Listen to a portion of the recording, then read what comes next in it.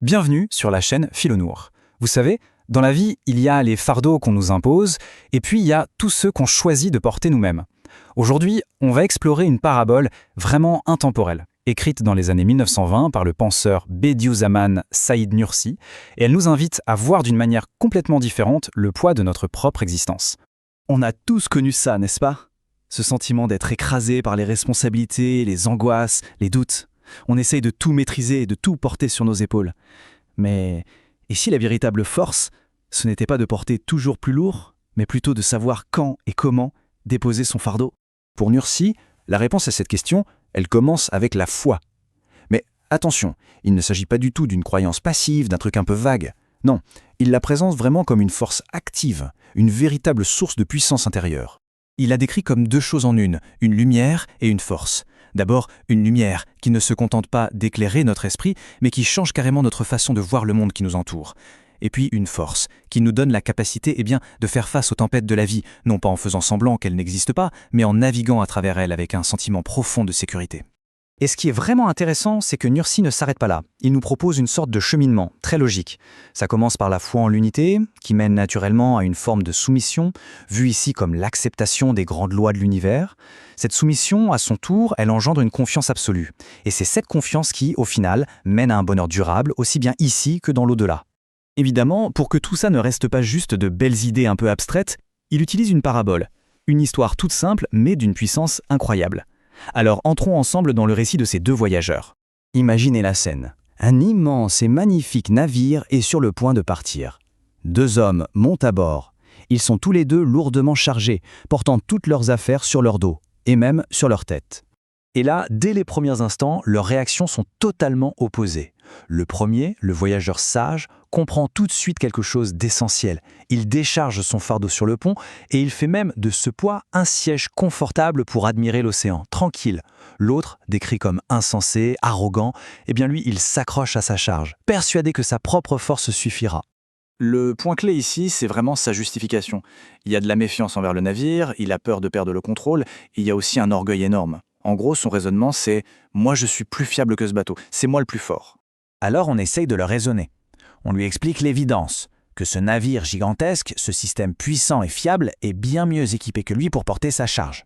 On lui dit « mais attends, tu vas t'épuiser, tes forces vont te lâcher, le poids va devenir de plus en plus lourd, tu risques d'avoir le vertige et de tout perdre en tombant à l'eau ».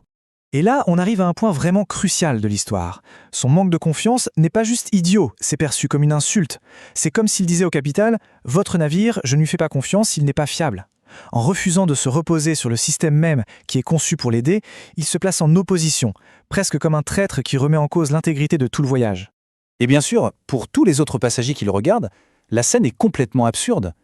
Il s'épuise, il transpire, il tremble sous un poids que le bateau pourrait porter sans même s'en rendre compte.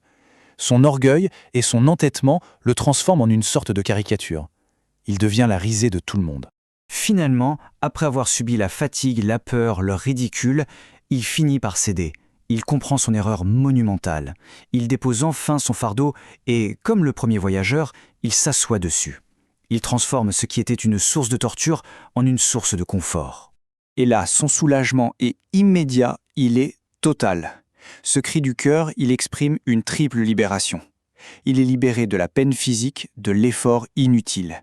Il est libéré de la prison de son anxiété, de sa peur constante. Et il est libéré du ridicule de son propre comportement. Bon, arrivé à ce point de l'histoire, il y a une question qui brûle les lèvres, non? Est-ce que cette idée de confiance, de déposer son fardeau, ce n'est pas finalement juste une belle excuse pour être paresseux, pour ne rien faire? C'est une excellente question. Et la pensée de Nursi est vraiment très fine là-dessus. Sa réponse est claire, non. Il ne s'agit pas du tout d'ignorer les causes ou de rester les bras croisés. Il s'agit de voir les moyens, nos actions, pour ce qu'ils sont, des instruments. Une sorte de voile derrière lequel agit une puissance qui nous dépasse. L'idée, c'est que l'action elle-même devient une forme de prière. Prenez un agriculteur qui laboure son champ. Ce n'est pas son labour, en soi, qui garantit la récolte. Le labour, c'est sa prière active. Il fait sa part, il utilise les moyens qu'il a, mais il remet le résultat, la pluie, le soleil, la croissance des plantes, à une volonté plus grande. On agit, mais sans s'accrocher de manière anxieuse au résultat. Au final, cette parabole nous présente donc deux manières de vivre radicalement différentes, deux chemins qui mènent à des destinations complètement opposées. D'un côté, on a le chemin de la confiance. C'est celui qui mène à la légèreté, à la paix intérieure.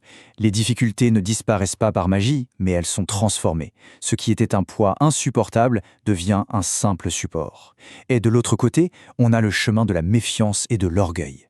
Et ça, c'est la voie de l'épuisement permanent, où chaque problème est un nouveau poids qui nous tire un peu plus vers le bas.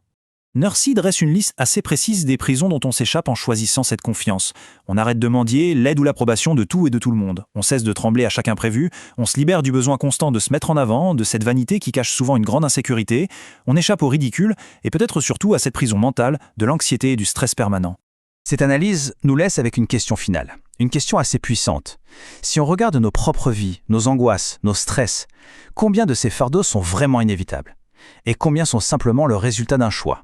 Celui de refuser de faire confiance, de refuser de les déposer sur le pont du navire, en préférant les garder sur notre dos, par orgueil et par peur.